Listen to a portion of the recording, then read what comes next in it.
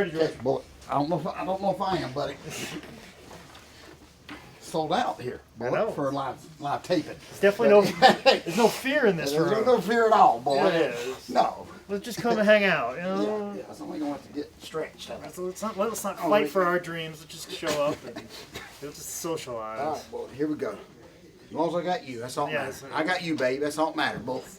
Are we set? Okay. I think so. All right, quiet on the set. We'll knock this out real quick, boy. Here we go. Okay.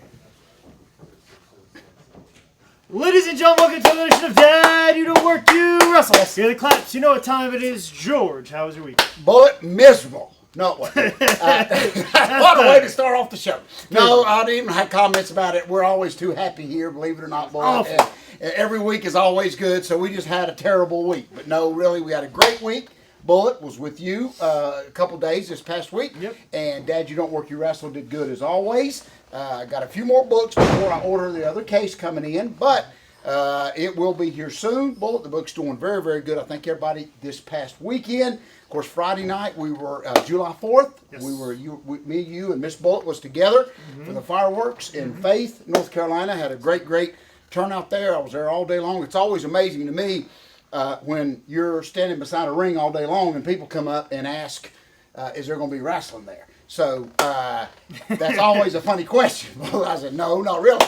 But and those people are not even in the idiot bag this week. Okay. But we want to thank everybody for coming out. Bullet, it was a great week Yeah, it was there. quite a good turnout. Huge fireworks and stuff like that. So a couple of our new students got to have a match. So that worked out real good. Bullet, Miss Bullet wrestled on that show. So that worked out good. And then, of course, Saturday night, I want to thank everybody there at Trans South Wrestling down in Union, down there at the fairgrounds. Of course, it was outdoors under the pavilion. the pavilion, yeah. And so I enjoyed it. I got the big words, don't worry. I love that, Bullet. I was just going to say, under the shed. But same thing, Bullet. But they had a great turnout. Derek's got a good little thing down there. Everybody, the guys worked real hard. And the thing I like about what I've even told Derek is, you love to go to these shows when you know there's one guy in charge and you know who to talk to and they know what I like to do. I like to go on early so I can sit back and watch the guys. And of course I worked, Arn Anderson, our guy, and he didn't kill me. So that's always a blessing when I can live to get out of the ring. So thank everybody at Trans South Wrestling. The book did very well down there, Bullet. And also with those same guys, a lot of those guys, next weekend, Bullet, we will be, not this weekend, I'll get on that in a minute, but we're going to the Big Peach Festival right there in Gaffney, South Carolina. Yes. Bullet, right downtown.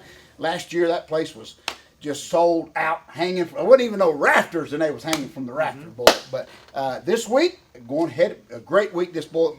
Probably one of my favorite shows, of course, will be this Sunday in Knoxville, Tennessee, the Brad Armstrong tribute show. Of course, I'm very excited about that. Went and did it last year up there for Terry Landale, and they had a great turnout. Of course, all the proceeds go to Brad's wife and his beautiful daughter. So we'll be doing that Sunday after I finish up from Thursday and Friday and Saturday. 3 days I'm going to be in West Virginia, if you can believe it, Bullet. Up there with all those guys, and then we'll finish up at the Brad Armstrong show on Sunday, and then, of course, head back home. A lot of stuff going on, Bullet. It's summertime. It's hot. I know it's hot. And with all that being said, Bullet, I do want to mention somebody special in our idiot bag this week. And, Bullet, with this being said, and sometimes, unless you see stuff happen, Bullet, you don't even believe that it's happening. But, as you know, I mentioned the Faith Fair. Bullet, it was July 4th. It does good during the week, but the big July 4th thing is huge because that's the fireworks. Everybody's there. Thousands of people. Well, it was one of the very few times that I got to have my two sons there with me. So they just happened to come to the fair and saw their dad. But I don't want nobody to know that, Bullet. But anyway, so what was so amazing, and there's no restrooms at the fair. I mean, they've got these portal johns and all this kind of stuff. Well, anyway, a long line. Both my sons are in line, Bullet, if you can believe this. This only could happen to us, okay, to the south. But age 30 people in line waiting to go to the bathroom. All of a sudden, this lady comes up. I think she's a lady. I'm not sure. This lady comes up, Bullet, with 3 of her kids. And she breaks right in line. Just breaks right in line in front of them. Goes in. And, of course, out of the 30 people, my son says something. And tells this lady that she's broken line. She turns around and tells him to mind his own business. Which that was not good. So little George actually said, well, ma'am, you're breaking in line and we're waiting to get in this bathroom.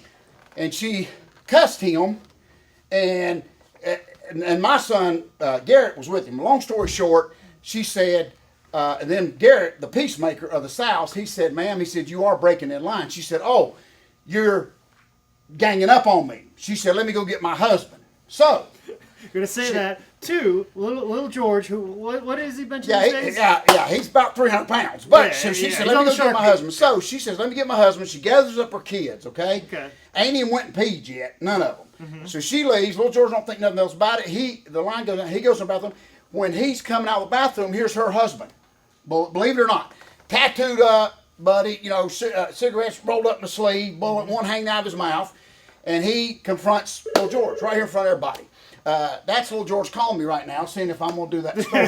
He's like, Dad, quit embarrassing me. He said, please quit embarrassing me. He's watching it live. But anyway, long story short, boy, the guy says, oh, you gained up on my wife. And all this is happening in a split second. The other 25 people, they don't know what the heck's going on. Yeah. Long story short, he shoves little George back in the potty. In the potty. By that time, Garrett's saying, I'm going to go get Dad. And I do not condone anything or bless anything that happened, but little George punched the guy. Punched him. Now, a lot of that's got to do with little George watching the Rocky Marathon all that day. Well, okay? that's true. But little George punched the guy and knocked the guy out.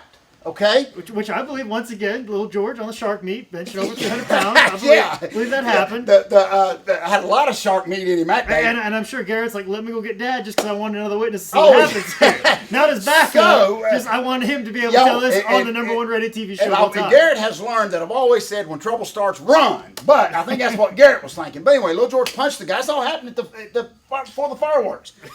So, the moral of this story, the guy's knocked out. The police come. All this is while we're over here, like, wrestling. I'm trying to sell a book. My son's over here needing his dad. But anyway, long story short, he punched the guy. The police come over there, and of course, all the people that saw what happened vouched and said, yeah, this guy was just a complete jerk. His whole family was a jerk. So, long story short, and here, when it was all over, here's what I'm saying. I'm talking to you dads out there, first of all, me. Little George came up and he tried to tell me, of course, I'm trying to sell a book and I wasn't paying attention. Of course, he left out the part about him punching the guy. He didn't tell me that. He just told me some lady went nuts on him, which that's just normal there at July 4th Fair. So, what I'm doing here, real quick, Bullet, I'm throwing that whole stinking family in the idiot bag. All of you. The dad first, because first of all, what a sorry dad. Any dad that would make his wife take 3 kids to the bathroom by yourself, she's nuts for doing it, Bullet. But anyway, so I'm throwing him, first of all, after he gets up off the ground, I'm going to throw him in the idiot bag. Here's what's so funny. When the police came, of course, the first thing little George does is drop my name, like I'm going to save anybody. But the police, the people vouched for it. It's over. The guy got punched. It all started because of the stupid lady broke in line. And here's the moral of this story. She never went to the bathroom. The kids never went, but I'm throwing the whole family. The kids have to go in the idiot bag because you can't leave kids alone, okay? So since Mom and Dad are going in the idiot bag, them old rednecks from Faith, North Carolina, okay?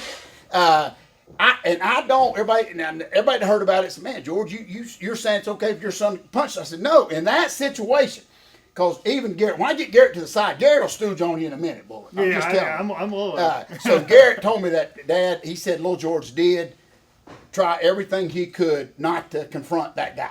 But I knew little George, and he ain't, oh my gosh. But anyway, so moral of that story is pee at home before you get to the fair.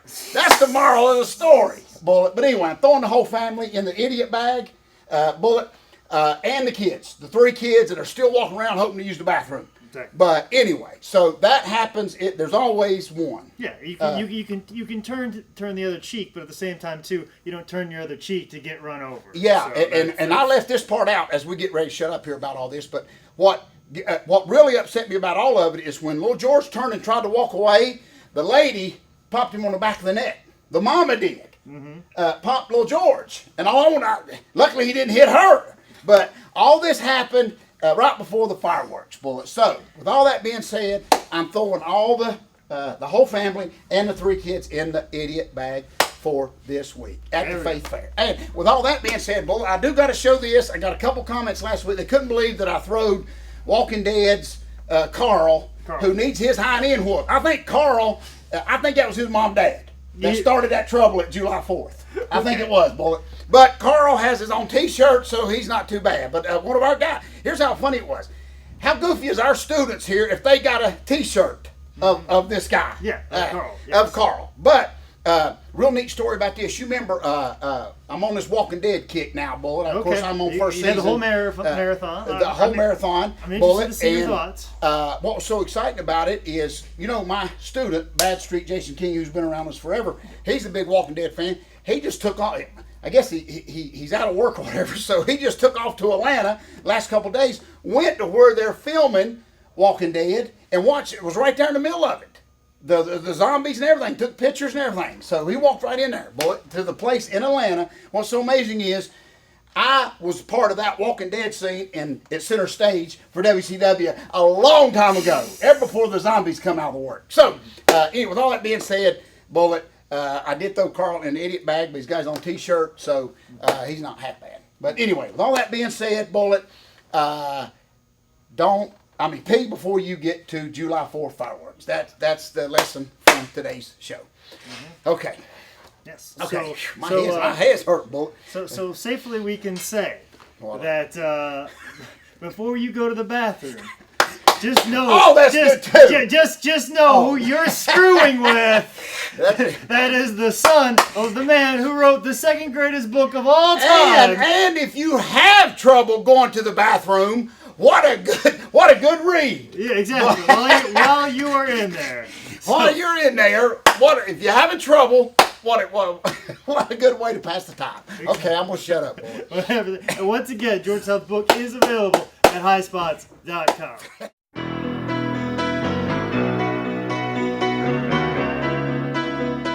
Thank you, Bullet. Oh, bless your poor heart, Bullet, for having to put up with me. Listen, I'm a professional host. Carl's got his T-shirt, Bullet. I can't dog him too bad.